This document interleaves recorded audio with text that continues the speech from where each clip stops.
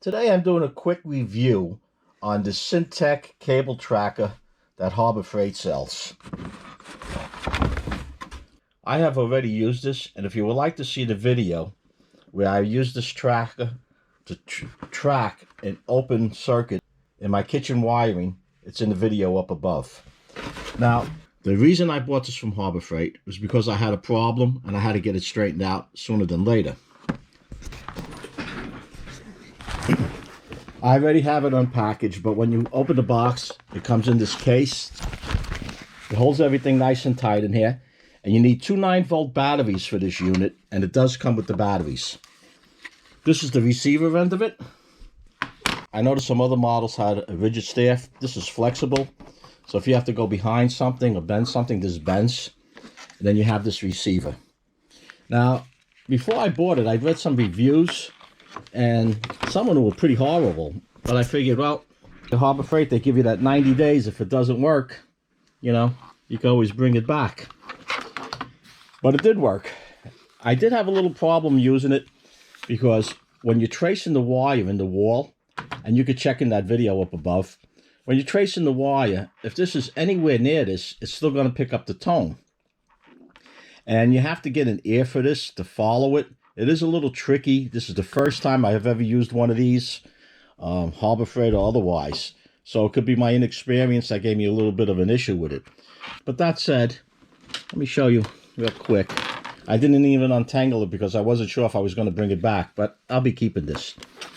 When you're tracing a wire, you have, let me get this in here, where you could go to tone or you could go to continuity. And I'll show you this continuity. This is nice also. I wouldn't use this for continuity, but if you need a continuity tester and you have this out already, it saves you from having two pieces of equipment out. Turn it on to the tone. You know you're on. You have the on switch. It's really simple to get it going. And this controls the volume. And when this receiver picks up the pulse from this transmitter, that's what you'll get. I think the battery's going on this. The batteries that came with it are the Harbor Freight batteries. Whatever you think about them, you know what they are. Give you an idea, I just have this length of wire here. And I'm going to connect this other length of wire to it. Black leads, red leads don't matter for what we're doing right now on the wire. Okay. When you're checking the wire, you would connect one of these. Oh, by the way, whatever you're working on, the power must be off for this. So you can see I have it connected here. It's loud because it's right by the transmitter. But if you follow this wire, here where it's going. Alright. Here's a wire I have connected to it. Right to the end. Now if there's a break in the wire,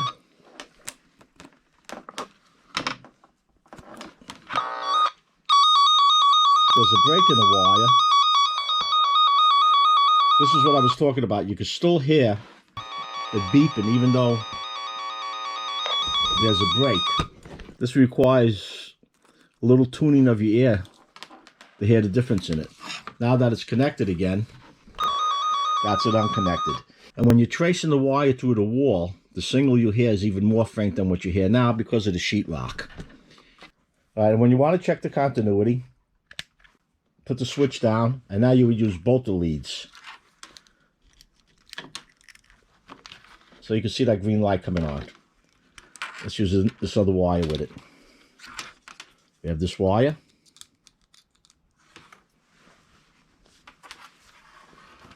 Connected to this wire. All right. The light is on. There's an open in the wire. The light goes off. So it's useful for that also. Now, one of the ways I used it in that video that I made, when I was going through the wall, the sound was very faint. But the way it worked in my instance, I had two wires coming in, black and white, two wires going out, black and white. So there was a feed coming in and a feed going out. the feed going out, I had to find which way it was going. This was very useful. Like I said, it's the first time I used it. I probably could have done a little better with it if I was a little more familiar with it. Takes a little getting used to the noise, because you could tell that as long as the transmitter is around, this receiver is going to pick it up. But it's a different sound when it's on the wire. The next job I'm going to use this on, I have a Chevy Blazer that I pull a trailer with. I have a trailer harness that was installed from the factory. All the lights on my Blazer work except the license plate light. All the lights on the trailer work except the running light. Somehow the trailer running light is connected to the license plate light. Not sure what's going on under there. I'm trying to keep the connections the way they were originally. I had this trailer for a couple of years using it this way, and I like to keep it the way it is. If I can't find the open default, I'm just going to rewire it. But I'm going to use this tool, and if successful, I'll have another video using this particular tool. I hope you found this quick video useful. If so, give it a like. Post your comments or questions down below. And if you haven't done so already, subscribe.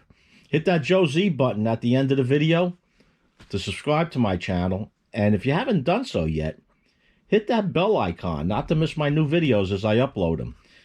Until next time, stay safe.